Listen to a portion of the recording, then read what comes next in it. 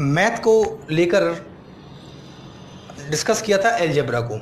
मैंने कहा था अलजेब्रा आपकी पूरी कंप्लीट हो चुकी है और अलजेब्रा के लास्ट पार्ट को जब मैं करा रहा था तो मैंने कहा था कि आप लोग कमेंट ज़रूर करें कि आपको आगे क्या पढ़ना है।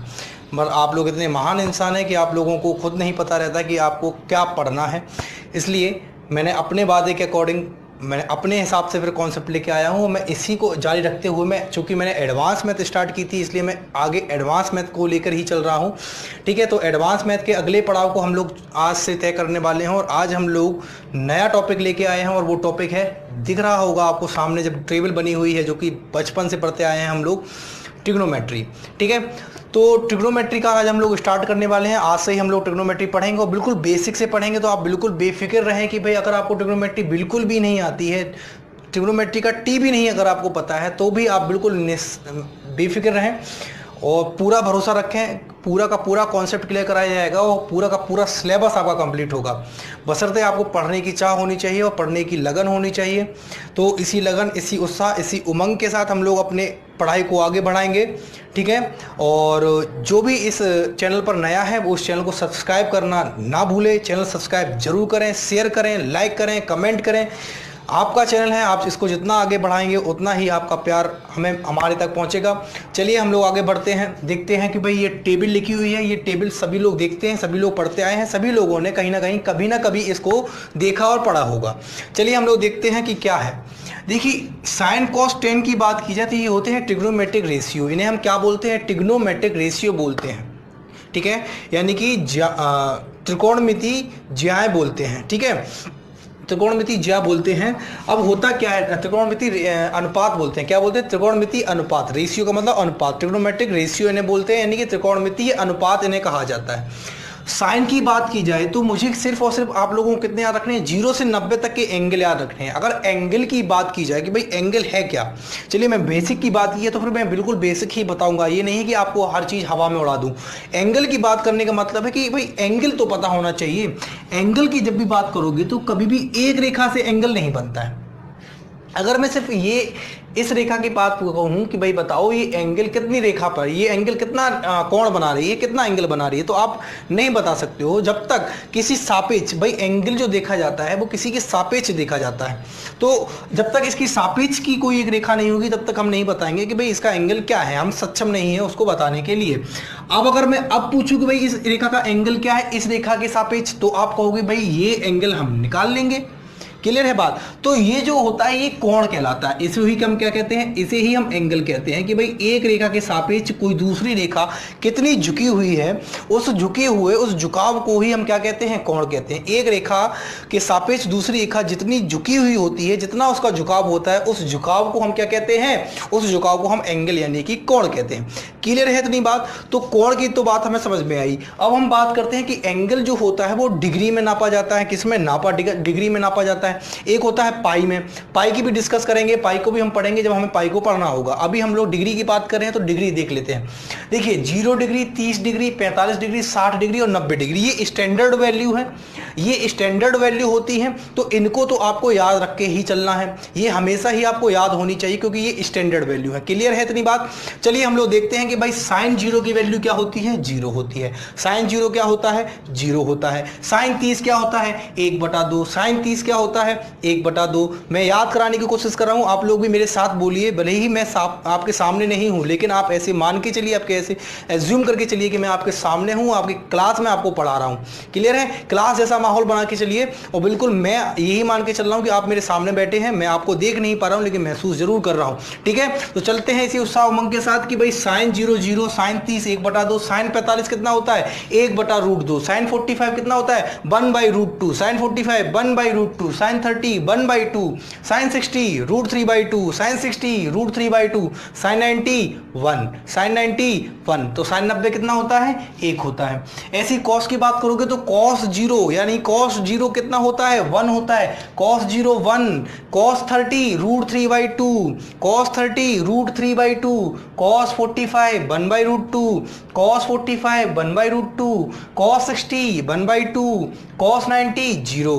क्लियर है? tan की बात करोगे तो tan 0 0 होता है, tan 30 1/√3, tan 45 1, tan 60 √3, tan 90 infinity, tan 90 infinity, tan 45 1, sin 45 1/√2, cos 45 1/√2, sin 30 1/2, cos 30 √3/2, sin 60 √3/2, cos 60 1/2।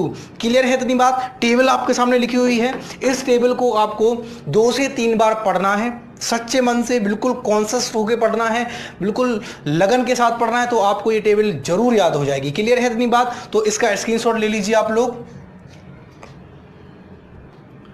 चलिए फ्रेंड्स आगे बढ़ते हैं और देखिए अब मैं डिस्कस करने वाला हूं राइट एंगल ट्रायंगल के बारे में। देखिए ट्रायंगल के बारे में कुछ भी अभी घबराना नहीं है कि भाई हम लोगों ने ट्रायंगल तो पढ़ा ही नहीं है, अभी तक ट्रायंगल के बारे में कुछ पता नहीं है, फिर एकदम से अचानक से ये राइट एंगल ट्रायंगल का डिस्कस कैसे हो रहा है। तो मैं बता दूं कि भाई राइट एंगल ट्रायंगल का डिस्कस क्यों हो रहा है कि ट्रिग्नोमेट्री जिस पर बनी है, जिस ट्रायंगल पर बेस्ड है, वो ट्रायंगल है राइट एंगल ट्रायंगल। बात समझ में आ रही है? ट्रिग्नोमेट्री जिस ट्रायंगल पर बनी है वो है राइट एंगल ट्रायंगल। तो इसलिए मैंने अभी राइट एंगल ट्रायंगल के बारे में चर्चा करनी है, तो सिर्फ और सिर्फ राइट एंगल ट्रायंगल के बारे में समझिए।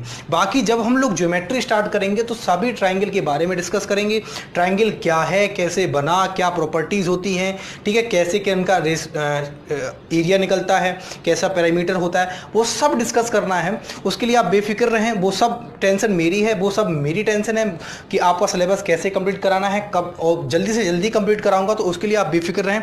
एग्जाम से पहले मैं आपका सारे के सारे कॉन्सेप्ट क्लियर कर दूंगा।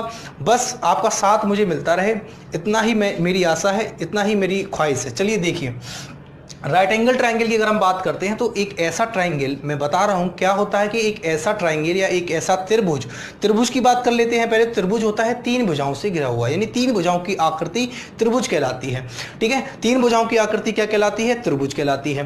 अब राइट एंगल ट्रायंगल की अगर बात करोगे तो एक ऐसा ट्रायंगल या एक ऐसा त्रिभुज जिसकी कोई एक भुजा 90 डिग्री हो, जिसकी एक भुजा 90 डिग्री हो, एक ऐसा त्रिभुज जिसकी एक भुजा 90 डिग्री हो, उसे हम राइट एंगल ट्रायंगल कहते हैं। क्लियर है इतनी बात? तो देखिए एक त्रिभुज बनाया है, इस त्रिभुज की जो ये भुजा है, मैं भुजा का नाम दे देता हूं भाई A B C. A B C ये 3 भुजाएं हैं, ए बी, बी सी और ए सी, ये 3 भुजाएं हैं।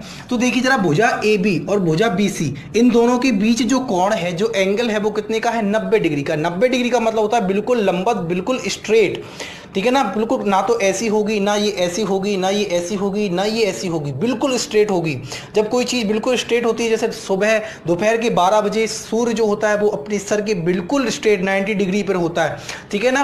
तो ऐसे ही ये जो होती हैं 2 भुजाएं अगर बिल्कुल स्ट्रेट हैं एक दूसरे के, तो उन्हें हम कहते हैं कि उनके बीच एंगल कौन सा है? 90 डिग्री का है। 90 डिग्री को हम ऐसे भी दिखा सकते हैं। क्लियर है ना बात? 90 डिग्री का डिनोटेशन कैसा है? हम उसको ऐसे डिनोट करते हैं। इतनी बात क्लियर है? क्लियर है इतनी बात? तो ये कौन सा ट्रायंगल हुआ कि इसका एक कोण 90 डिग्री है, इसलिए ये त्रिभुज कौन सा हुआ? समकोण त्रिभुज हुआ। क्या हुआ? समकोण त्रिभुज हुआ। इंग्लिश में से क्या बोलते हैं? Right angle triangle. अब देखिए इसके जब ये राइट एंगल ट्रायंगल हुआ तो इसको जो BC है, अब देखिए इसका एंगल मैंने माना ये थीटा, ये एंगल मैंने माना अपनी तरफ से क्या है? थीटा है, ठीक है। अगर ये थीटा है तो ये कितना होगा बच्चों बताओ? अगर ये थीटा है तो ये कितना होगा? तो आप बिल्कुल आसानी से कहोगे कि सर ये 90 माइनस थीटा होगा। क्या होगा? 90 माइनस थीटा। कैसे कि भाई ये होगा कैसे? जो नए नए बच्चे हैं उनको तो पता होना चाहिए कि 90 माइनस थीटा आखिर हो कैसे रहा है। तो देखिए त्रिभुज की एक प्रॉपर्टी होती है, त्रिभुज कोई सा भी त्रिभुज हो उसकी सभी में एक ये प्रॉपर्टी कॉमन होती है। वो क्या? कि त्रिभुज के तीनों कोणों का योग, sum of all angles in a triangle is equal to 180 degree. मतलब किसी त्रिभुज के तीनों कोणों का योग 180 डिग्री होता है। इसके तीनों कोणों की बात की जाए तो इसके 3 कोण है, एक है एंगल ए, एक है एंगल बी और एक है एंगल सी। क्लियर है इतनी बात? एंगल भी मैंने कहा कि भाई चूंकि ये 90 डिग्री है, एंगल भी यहाँ पे क्या दिया गया है? 90 डिग्री। तो अब एंगल ए और एंगल सी की बात करें तो इनके एंगल हमें पता करने हैं। एंगल ए का पता करना है क्या मान होगा, एंगल सी का पता करना है क्या मान होगा। और मैंने अभी बताया है कि त्रिभुज की प्रॉपर्टी क्या होती है कि त्रिभुज के तीनों कोणों का सम, यानी कि sum of all angles in a triangle is equal to 180 degree. तो क्या होगा? Angle A plus angle B plus angle C कितना होता है? 180 डिग्री, 180 डिग्री होता है। आपको पता है कि भाई बी हो चुका है 90, 90, तो angle A plus angle C क्या होगा? 180 माइनस 90 यानी कि 180 माइनस 90, ये होगा 90 डिग्री। तो angle A plus angle C कितना होगा? 90 डिग्री होगा। इतनी बात आपको समझ में आ रही है? Angle A plus angle C 90 degree होगा। क्लियर है इतनी बात? तो ये हमेशा समकोण त्रिभुज में ये प्रॉपर्टी हमेशा लगेगी कि भाई समकोण त्रिभुज का एक एंगल तो 90 होता है, तो बाकी बचे हुए दो एंगल, बाकी बचे हुए दो कोण क्या होंगे? उनका सम हमेशा 90 डिग्री होगा। बाकी बचे हुए दो जो एंगल होंगे उनका सम क्या होगा? 90 डिग्री होगा, क्योंकि एक तो अपने आप में 90 है, तो बाकी बचा हुआ सिर्फ 90 ही रहेगा, क्योंकि 180 डिग्री तो पूरा होता है उसका सम। तो बाकी दो एंगल का जो सम होता है वो 90 डिग्री होता है। इतनी बात क्लियर है? आगे बढ़ा जाए, देखिए आगे मैंने कहा कि angle A plus angle C 90 degree है। अगर मैं कहूं कि भाई एंगल ए का मान यहां से निकालो, अगर मैं कहता हूं एंगल ए यहां पे थीटा हो, यहां पे एंगल ए अगर थीटा हो तो एंगल सी क्या होगा? 90 माइनस थीटा। एंगल सी क्या होगा? 90 माइनस थीटा। और अगर मैं कहूं कि एंगल सी थीटा हो तो एंगल ए क्या होगा? 90 माइनस थीटा। अगर एंगल सी थीटा हो तो एंगल ए होगा 90 माइनस थीटा। तो मैं देख सकता हूं कि यहाँ पे एंगल सी ही थीटा था। जब एंगल सी थीटा था तो एंगल ए क्या होगा? 90 माइनस थीटा होगा। क्या होगा? 90 माइनस थीटा होगा। तो समझ में आया कि भाई ये 90 माइनस थीटा कैसे आया? जो पहली बार पढ़ रहे हैं उनको समझ में आया कि ये 90 माइनस थीटा कैसे आएगा? क्लियर है इतनी बात? अब देखो थीटा का मान अगर जो रखोगे वो 90 से माइनस होकर दूसरा एंगल मिल जाएगा। मतलब अगर मैं कहूँ थीटा है आपका 30 डिग्री, तो सी हो गया 30, तो ए कितना होगा? 90 माइनस 30 यानी 60। अगर सी 30 है तो ए कितना होगा? 60 होगा। अगर सी 60 है तो ए कितना होगा? 30 होगा। क्लियर है इतनी बात? अगर सी 45 है तो ए भी कितना होगा? 45 होगा। दोनों एंगल बराबर हो जाएंगे, क्योंकि 45 प्लस 45 कितना होता है? 90। 45 plus 45 is equal to 90 degree. Clear है इतनी बात? समझ में आ गई इतनी चीजें? चलिए हम लोग इसके आगे बढ़ते हैं। देखो अभी मैंने बात की है राइट एंगल ट्राइंगल की। क्यों बात की है? क्योंकि मैंने कहा है कि जो ट्रिग्नोमेट्री है, ट्रिग्नोमेट्रिक रेशियो है, वो सभी डिपेंड करते हैं किस पर? राइट एंगल ट्राइंगल पर। इसलिए राइट एंगल ट्राइंगल के बारे में जानना हमारे लिए बेहद ही आवश्यक था। क्लियर है इतनी बात? अब देखिए राइट एंगल ट्राइंगल के बारे में हमने ये चीज तो समझ ली। मैंने दूसरा राइट एंगल ट्राइंगल क्यों बनाया है? कुछ सोच समझ के ही बनाया होगा, तो वो आपको बताता हूं कि मैंने दूसरा राइट एंगल ट्राइंगल क्यों बनाया है। देखिए अगर मैं इस एंगल की बात करता हूं कि मैं इस थीटा एंगल की बात करूं, तो इस थीटा के सामने वाली भुजा हमेशा लंब होती है। अब ये लंब होती है, क्या होती है? लंब होती है। लंब को इंग्लिश में क्या कहते हैं? परपेंडिकुलर। लंब का मतलब ही यही होता है कि 90 डिग्री कोण बनाए। 90 डिग्री कोण जो भुजा बनाती है उसे हम कहते हैं लंब। ठीक है ना? तो लंब हो गई यानी परपेंडिकुलर हो गई, परपेंडिकुलर हो गई। क्लियर है इतनी बात? लंब को इंग्लिश में क्या कहते हैं? परपेंडिकुलर कहते हैं। शॉर्ट में से आप पी से डिनोट कर सकते हो। किससे डिनोट कर सकते हो? पी से डिनोट कर सकते हो। अगर मैं कहूं कि भाई इस एंगल की बात की जाए तो इस एंगल यानी इस कोण के लिए इसके सामने वाली भुजा हमेशा क्या कहलाएगी? लंब। और ये साथ वाली भुजा जो होगी ये कहलाएगी इसकी आधार यानी कि बेस। क्या कहलाएगी? बेस कहलाएगी। बाकी बची हुई ये बड़ी भुजा AC ये क्या हो जाएगी? ये कर्ड कहलाएगी। कर्ड को इंग्लिश में क्या कहते हैं? हाइपोटेनियस कहते हैं। ये क्या कहलाएगी? कर्ड कहलाएगी। इतनी बात क्लियर है कि भाई एंगल के सामने वाली भुजा क्या कहलाती है? लंब कहलाती है। बस इतना याद रखना है कि भाई एंगल यानी कोण के सामने वाली भुजा लंब यानी कि परपेंडिकुलर होती है। क्लियर है इतनी बात? तो अगर मैं बात करूं तो भाई 90 माइनस थीटा के लिए, अगर मैं 90 माइनस थीटा की बात करूं तो 90 माइनस थीटा के लिए लंब क्या होगा? भुजा BC। यानी जो अभी तक इस ट्रायंगल में आपको आधार BC लग रहा था, अगर 90 माइनस थीटा की बात करोगे तो यही अब लंब यानी कि परपेंडिकुलर हो जाएगा। तो मैं देखता हूं यहां पे कि अगर मैं इस एंगल की बात करूं 90 माइनस थीटा की, तो इस 90 माइनस थीटा के लिए सामने वाली भुजा कौन सी होगी? सामने वाली भुजा होगी भुजा BC। क्लियर है? इस 90 माइनस थीटा वाले एंगल के लिए सामने वाली भुजा क्या हो गई? भुजा BC होगी। इसका मतलब ये इसके लिए क्या हो गई? अब लंब हो गई। लंब का मतलब क्या होता है? परपेंडिकुलर। इसका मतलब अब ये क्या हो गई? परपेंडिकुलर हो गई। इस एंगल के सामने की भुजा चूंकि भुजा BC है इसलिए भुजा BC क्या कहलाएगी? लंब कहलाएगी। ये लंब है, इसके साथ वाली क्या हो जाएगी? अब आधार। इसके साथ वाली क्या हो जाएगी, आधार। आधार को क्या कहते हैं, बेस। और भुजा AC क्या है, कर्ण थी तो कर्ण ही रहेगी। भुजा AC कर्ण पहले भी थी और कर्ण अभी भी रहेगी। इसका मतलब यहाँ से हमें दो चीज़ें समझ में आई। पहली चीज ये कि भाई कोण के सामने की भुजा, एंगल के सामने की भुजा क्या होती है, लंब होती है, यानी कि परपेंडिकुलर होती है। पहली इंपॉर्टेंट बात तो ये रही। दूसरी इंपॉर्टेंट बात क्या है, दूसरी इंपॉर्टेंट बात ये है कि भाई कर्ण का स्थान चेंज नहीं होता है, यानी कि जो हाइपोटेनियस जो ट्राइंगल में पहले थी वही हाइपोटेनियस रहती है। कंडीशन कुछ भी बनी रहे, चाहे आप इस एंगल की बात कर रहे हो चाहे आप इस एंगल की बात कर रहे हो, हाइपोटेनियस नहीं बदलती है, हाइपोटेनियस नहीं बदलती है। क्लियर है इतनी बात, क्लियर है इतनी बात। चलिए अब इसमें छोटी सी और एक बात रह गई है, वो बात रह गई है पाइथागोरस प्रमेय की। सभी ने सुना होगा भाई पाइथागोरस थ्योरम, पढ़ भी रखी होगी सभी ने, क्योंकि बहुत ही छोटे से हमें ये पढ़ाई जाती है, लेकिन इसका इंपॉर्टेंट, इसका यूज हमेशा ही ट्रिग्नोमेट्री में रहा है, रहा था और हमेशा रहेगा। क्लियर है इतनी बात। तो हम लोग बात कर लेते हैं अब सिर्फ पाइथागोरस थ्योरम की, पाइथागोरस प्रमेय की, कि वो क्या है। तो मैंने बताया आपको कि भाई ट्राइंगल की जो डिस्कस कर रहे हैं, चूंकि हम लोग पढ़ रहे हैं क्या, ट्रिग्नोमेट्री, और ट्रिग्नोमेट्री में सिर्फ एक ही ट्राइंगल का डिस्कशन करना है। वो ट्राइंगल क्या है, राइट एंगल ट्राइंगल। क्यों डिस्कस करना है, क्योंकि सारे ट्रिग्नोमेट्रिक रेशियो किस पर बेस्ड हैं, राइट एंगल ट्राइंगल पर। क्लियर है इतनी बात। राइट एंगल ट्राइंगल के बारे में डिस्कशन की बात हमने कही थी, तो हमने कहा था कि वो ट्राइंगल जिसकी एक भुजा 90 डिग्री हो वो राइट एंगल ट्राइंगल होता है। क्लियर थी इतनी बात। फिर मैंने कहा था कि भाई अगर एंगल थीटा है, थीटा के सामने वाली भुजा हमेशा उसकी क्या कहलाएगी, परपेंडिकुलर, यानी कि लंब कहलाएगी। ये भी क्लियर था। अब मैंने कहा कि भाई आपको आधार पता है क्या है, लंब पता है, कर्ण पता है क्या होता है। तो जो पाइथागोरस प्रमेय यानी कि जो पाइथागोरस थ्योरम होती है वो क्या होती है, वो आप देख लीजिए कि भाई पाइथागोरस थ्योरम जो होती है वो होती है, हिंदी वालों ने पढ़ा होगा कि कर्ण का स्क्वायर बराबर आधार का स्क्वायर प्लस लंब का स्क्वायर। हिंदी वालों तो यही पढ़ा होगा कि कर्ण का स्क्वायर बराबर आधार का स्क्वायर प्लस लंब का स्क्वायर। और अगर इंग्लिश में कहा जाए तो इसी कर्ण को कहेंगे हाइपोटेनियस। हाइपोटेनियस का स्क्वायर हो गया सॉरी, इज इक्वल टू आधार मतलब बेस, बेस का स्क्वायर हो गया प्लस लंब, लंब यानी कि परपेंडिकुलर, परपेंडिकुलर का स्क्वायर हो गया। मैंने बोला है आधार और लंब चेंज हो सकते हैं अकॉर्डिंग टू एंगल, कि आप किस एंगल की बात कर रहे हो, उस एंगल के अकॉर्डिंग उस ट्रायंगल के आधार और लंब बदल सकते हैं, लेकिन क्या नहीं बदलेगा, कर्ण नहीं बदलेगा, हाइपोटेनियस नहीं बदलेगा।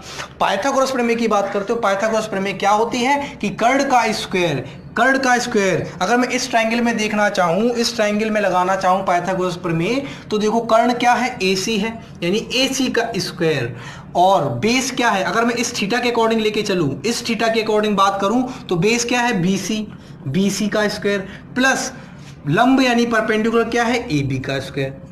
क्लियर है इतनी बात। और अगर मैं यही पाइथागोरस प्रमेय इस एंगल के अकॉर्डिंग लगाऊं तो क्या होगा कि भाई AC का स्क्वायर, यहां पे बेस क्या हो जाएगा, बेस हो जाएगा AB का स्क्वायर प्लस और लंब क्या हो जाएगा, BC का स्क्वायर। तो पाइथागोरस प्रमेय में तो कोई असर नहीं पड़ता है, क्योंकि माइनस नहीं है, प्लस है। बात समझ रहे हो, अगर बीच में माइनस होता तो एंगल का इफेक्ट पाइथागोरस प्रमेय पे पड़ता, लेकिन चूंकि बीच में प्लस है इसलिए एंगल का इफेक्ट पाइथागोरस प्रमेय पे बिल्कुल नहीं पड़ता है।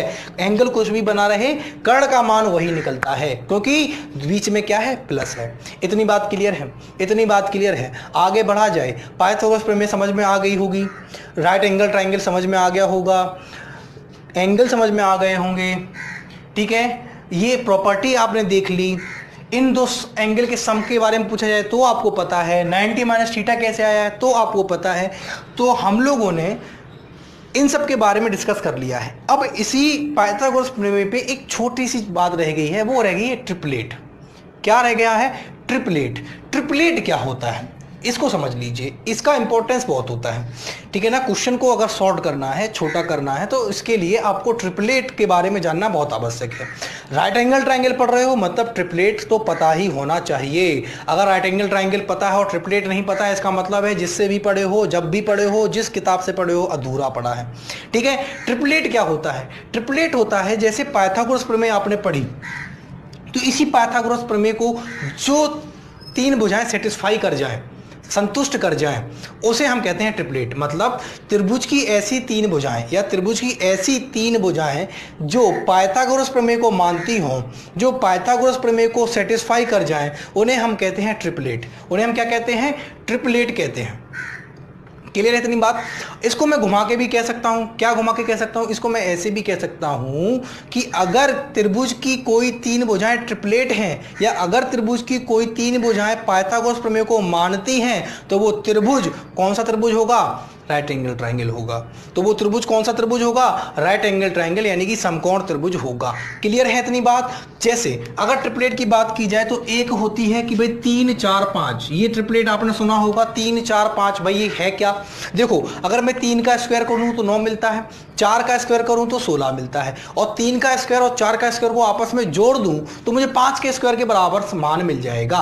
बात समझ में आ रही है? अगर मैं 3 के स्क्वायर की बात करूं, 3 का स्क्वायर प्लस 4 का स्क्वायर बराबर करूं तो ये किसके बराबर होगा? 5 के स्क्वायर के बराबर। इसका मतलब क्या है? इसका मतलब है कि ये पाइथागोरस प्रमेय को क्या कर रही है? सेटिस्फाई कर रही है। ये पाइथागोरस प्रमेय को मान रही है। इतनी बात क्लियर है? तो ये क्या हो गया? ट्रिपलेट हो गया। ये क्या हो गया? ट्रिपलेट हो गया। 3 4 5 क्या है? ट्रिपलेट है। सेम ऐसे ही देखो 6 4 10 देख लो आप लोग, 6 4 10 देख लो। 6 4 10 देखोगे तो देखो क्या होगा? 6 का स्क्वायर कितना होता है? 6 4 10 नहीं होगा, 8 6 10 होगा। 8 6 10, ठीक है। 8 6 10 देखो ट्रिपलेट। 8 का स्क्वायर कितना होगा? 8 का स्क्वायर होता है 64 प्लस 6 का स्क्वायर कितना होता है? 36, और दोनों को जोड़ोगे तो किसके बराबर आएगा? 10 के स्क्वायर के बराबर आएगा। तो ये भी आपस में क्या हो गए? ये भी ट्रिपलेट हो गए। यानी अगर किसी त्रिभुज की, अगर मैं ये कहूं कि भाई एक त्रिभुज है जिसकी तीन भुजाएं हैं 8 6 10, तो बताओ वो त्रिभुज कौन सा त्रिभुज होगा? तो आप कहेंगे सर ये त्रिभुज राइट एंगल ट्राइंगल है। क्या इसमें आपको सोचना पड़ा? नहीं, एक सेकंड भी नहीं सोचना पड़ा, क्योंकि आपको ट्रिपलेट का कॉन्सेप्ट पता था। और यही मैं कह दूं कि भाई 8 6 10 तीन भुजाएं हैं त्रिभुज की, तो आप कहोगे सर अगर ये 8 6 10 तीन भुजाएं हैं त्रिभुज की तो ये ट्रिपलेट हैं। इसका मतलब है कि ये पाइथागोरस प्रमेय को मानेंगे ही मानेंगे, ठीक है ना? तो पाइथागोरस प्रमेय को अगर त्रिभुज की कोई तीन भुजाएं मानती हैं तो वो क्या कहलाती हैं? वो ट्रिपलेट कहलाती हैं, वो ट्रिपलेट बन जाती हैं। क्लियर है इतनी बात? ट्रिपलेट का कॉन्सेप्ट समझ में आ गया? बढ़ें आगे, चलिए आगे बढ़ते हैं। चलिए फ्रेंड्स, देखिए अब आपको समझ में आएगा कि मैंने इतना लंबा डिस्कशन किया है, हेल्दी डिस्कशन हो चुका है राइट एंगल ट्रायंगल के बारे में। 22 मिनट का लेक्चर हो चुका है केवल किसको समझते हुए? राइट एंगल ट्रायंगल और ट्रिपलेट को समझते हुए। लेकिन अब आपको समझ में आएगा कि भाई हम लोगों ने इतना डिस्कशन आकर क्यों किया। देखिए, मैंने कहा था कि भाई ट्रिग्नोमेट्रिक रेशियो की बात की जाए तो साइन, कॉस, टेन, कोसेक, सेक और कॉट, ये जो जितने भी हैं ये सब ट्रिग्नोमेट्रिक रेशियो कहलाते हैं। अब होता क्या है, अगर मैं थीटा एंगल की बात करूं तो इस थीटा के लिए ये भुजा ए बी जो होगी वो लंब होगी, BC क्या होगा? इसका आधार यानी कि बेस होगा, और AC भुजा यानी AC साइड क्या होगी? इसकी कर्ण यानी कि हाइपोटेनियस होगी। क्लियर थी? इतनी बात हम लोग डिस्कस कर चुके हैं। अब देखिए होता क्या है, अगर मैं साइन थीटा, देखो हिंदी वालों ने ये पढ़ा होगा, जब भी पढ़ी होगी ट्रिग्नोमेट्री 9th 10th में कभी भी, तो आपने लाल बटे कक्का से याद किया होगा, इतना मुझे पता है, ठीक है। हिंदी वालों ने तो लाल बटे कक्का से याद किया होगा। इंग्लिश वाले देख लें तो वही चीज़ लिखी हुई है सेम। L का मतलब लंब है, A का मतलब आधार, L का मतलब फिर से लंब, K का मतलब कर्ण और A का मतलब आधार। होता क्या है कि भाई होता ये है कि अगर साइन थीटा आपसे पूछा जाए कि भाई साइन थीटा होता क्या है, तो आप कहोगे साइन थीटा होता है लंब बटे कर्ण। क्या होता है? लंब बटे कर्ण होता है। साइन थीटा क्या होता है? लंब बटे कर्ण होता है। लंब को इंग्लिश में कहेंगे परपेंडिकुलर यानी कि P, और कर्ण को कहेंगे हाइपोटेनियस यानी कि P/H।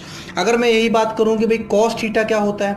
कॉस थीटा होता है आपका आधार बटे कर्ण। क्या होता है?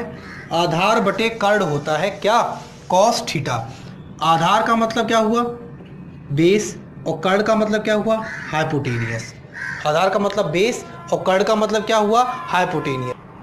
तो देखिए फ्रेंड्स, साइन थीटा की बात की थी, लंब बटे कर्ण होता है यानी कि P/H। कॉस थीटा की बात की तो आधार बटे कर्ण होता है यानी B/H, और टेन थीटा की बात की तो लंब बटे आधार यानी कि P/B। मैं इसको हटा रहा हूँ, ये आपको समझ में आ गया कि भाई ये कैसे डिस्कस हो रहा है। मैं डिस्कस कर देता हूँ। पहले देखिए, साइन थीटा की बात करूँ तो मैंने ये वाला एरो लगाया, यानी हम यहाँ से चलेंगे, ये P/H, देखो P/H। कॉस की बात करो B/H यानी B/H। ऐसे ही टेन की बात करो P/B, तो P/B। इंग्लिश वालों के लिए समझ में आ गया। ऐसे हिंदी वाले देखे साइन थीटा के लिए लंब बटे कर्ण, लंब बटे कर्ण, आधार बटे कर्ण, कॉस के लिए आधार बटे कर्ण, टेन के लिए लंब बटे आधार, तो लंब बटे आधार। क्लियर हो गया, साइन कॉस टेन क्लियर हो गया। अब मैं अगर कहूँ कि भाई यहाँ मैं लिख रहा हूँ, यहाँ लिख रहा हूँ, देखो अगर मैं कहूँ कि भाई कोसेक क्या हुआ, कोसेक थीटा, कोसेक थीटा देखो इधर से चलना है, यानी कर्ण बटे लंब, कर्ण बटे लंब हुआ, कर्ण बटे लंब क्या हुआ, कोसेक थीटा हुआ। अगर इंग्लिश में ही बात करूं तो h बाई पी हुआ, क्या हुआ, h बाई पी हुआ। ऐसे ही अगर मैं बात करता हूं सेक थीटा की, सेक थीटा देखिए जरा आप, कर्ण बटे आधार, कर्ण बटे आधार हुआ, कर्ण बटे क्या हुआ, आधार हुआ। कर्ण यहां से देखिए इंग्लिश में देखना हो तो h बाई बी हुआ, h बाई बी हुआ। ऐसे ही अगर बात करते हैं कॉट थीटा की, कॉट थीटा हिंदी वाले देखें जरा, आधार बटे लंब, आधार बटे लंब, आधार बटे लंब। और इंग्लिश वाले देखें जरा, B by P, B by P. इतनी बात क्लियर है, इतनी बात क्लियर है। तो यही होते हैं ट्रिग्नोमेट्रिक रेशियो। ये क्या होते हैं, ट्रिग्नोमेट्रिक रेशियो। अब देखिए, अगर आपको ट्राइंगल के बारे में नॉलेज है, लंब कर्ण आधार के बारे में पता है, और अगर आपने ये चीज़ देख रखी है, तो देखो इसको याद करने में कोई दिक्कत नहीं है। लाल बटे कक्का से आपको याद हो जाएगी, लाल बटे कक्का से याद हो जाएगी। और इंग्लिश वाले देख लें, PVP और HHB, तो कुछ भी कर सकते हैं, PV कुछ नाम रख सकते हैं P और B का, उस अकॉर्डिंग याद कर लो, कोई लिंक बना के याद कर लो। याद करना आपका काम है, कैसे याद करना है। देखो सफलता आपको पानी है, कैसे पाई ये कोई नहीं महत्व रखती है, लेकिन सफल होना महत्व रखता है। चलिए देखिए यहाँ पे हम लोग बात करते हैं कि भाई साइन कॉस टेन की बात हो गई, कोसेक सेक कॉट की बात हो गई। अगर मैं इसी ट्राइंगल के अकॉर्डिंग बताऊं, किसके अकॉर्डिंग बताऊं, इस ट्राइंगल के अकॉर्डिंग, कि भाई इस ट्राइंगल में देख के बताओ थीटा एंगल ये है, तो साइन थीटा का मान क्या होगा, साइन थीटा का मान क्या होगा। तो आप कहेंगे साइन थीटा होता है लंब बटे कर्ण, इंग्लिश वाले कहेंगे P बाई H होता है। P क्या है, AB है, P क्या है, AB है, P है AB, और H क्या है, H है AC। तो AB बाई AC ये किसका मान आया, ये मान आया आपका साइन थीटा का। किसका मान आया, साइन थीटा का। तो साइन थीटा का मान समझ में आया कैसे निकला है। भाई इस लंब बटे कर्ण का यूज कैसे करना है, कि ट्राइंगल में लंब बटे कर्ण कहाँ जाना है, कि भाई जिस एंगल की बात हो रही है उसके सामने वाला लंब होता है, तो लंब है AB और आधार यानी बेस है BC। तो AB बाई और कर्ण क्या है, हाइपोटेन्यूज क्या है, AC। तो AB बाई AC हो गया साइन थीटा। अगर मैं बात करूं कॉस थीटा की, तो कॉस थीटा कैसे निकालोगे, कॉस थीटा आप कहोगे भाई होता है आधार बटे कर्ण यानी कि B बाई H। आधार क्या है इस थीटा एंगल के लिए, BC है, और कर्ण क्या है, AC है, तो BC बाई AC हो गया। क्लियर है इतनी बात। ऐसे अगर मैं बात करूं टेन थीटा की, तो टेन थीटा की जब बात करोगे तो टेन का मतलब क्या होता है, इस थीटा के लिए लंब क्या है, AB है, तो AB बटे, और आधार की बात करेंगे यानी बेस की बात करेंगे, और बेस क्या होता है यहाँ पे, तो बेस क्या होता है, देखो बेस क्या है, BC। तो समझ में आ गई चीज़ है। आज जो हमने डिस्कस किया है वो डिस्कस बिल्कुल बेसिक चीज़ें की हैं ट्रिग्नोमेट्री की, अभी मैंने कुछ स्टार्ट नहीं किया है, लेकिन ये समझ लीजिए कि इतना जो डिस्कस कर चुके हो इसी पर क्वेश्चन बनने स्टार्ट हो जाएंगे। और अगर इतना ही आपको पता है तो आप मान के चलिए कि ट्रिग्नोमेट्री का लगभग आपको 50% कंप्लीट हो चुका है। क्योंकि जो क्वेश्चन बनेंगे अधिकतर बनते हैं वो बनते ऐसे ही हैं कि भाई कुछ मान दे देगा, उसके आप अकॉर्डिंग ट्राइंगल से भी निकाल सकते हो। अगर आप कोई भी प्रीवियस ईयर पेपर उठाएंगे तो आप देख सकते हैं कि कई सारे क्वेश्चन तो हम ऐसे ही सॉल्व कर सकते हैं मान रख के यहाँ पे ट्राइंगल की अकॉर्डिंग, ट्राइंगल को देखकर। तो आज जो मैंने सीखा है वो सिर्फ और सिर्फ बेसिक सीखा है कि भाई ट्रिग्नोमेट्रिक रेशियो क्या है, कैसे निकले हैं, राइट एंगल ट्राइंगल क्या होता है, ट्रिपलेट क्या होती हैं, पाइथागोरस प्रमेय क्या है, पाइथागोरस प्रमेय को सेटिस्फाई कैसे करना है, लंब बटे कर्ण कहाँ होता है, आधार बटे कर्ण कहाँ होता है, क्या कैसे है, ये चीज़ आपने आज डिस्कस कर ली। आज के लिए हम लोग इतना ही रखते हैं, ठीक है। आगे मिलेंगे फिर हम लोग इसके नेक्स्ट पार्ट के अकॉर्डिंग, इसके नेक्स्ट पार्ट को यहीं से स्टार्ट करेंगे, यहीं से क्वेश्चन लगाना स्टार्ट करेंगे कि भाई इसी पर क्वेश्चन बनने स्टार्ट हो गए हैं, इस पर बहुत से क्वेश्चन बने हैं, तो कुछ क्वेश्चन मैं लेके आऊँगा, उनको डिस्कस करूँगा, फिर उसके आगे हम नया कॉन्सेप्ट इसी में सीखेंगे। इतनी बात क्लियर है, मज़ा आ रहा है, मज़ा आ रहा होगा, आई होप सो, ठीक है। मैं उम्मीद रखता हूं कि आप लोगों को ये क्लास अच्छी लग रही होंगी और आप कॉन्फिडेंस में आ रहे होंगे। आज के लिए हम लोग इतना ही रखते हैं, मिलते हैं कल। जय हिंद दोस्तों, नमस्कार, बाय बाय।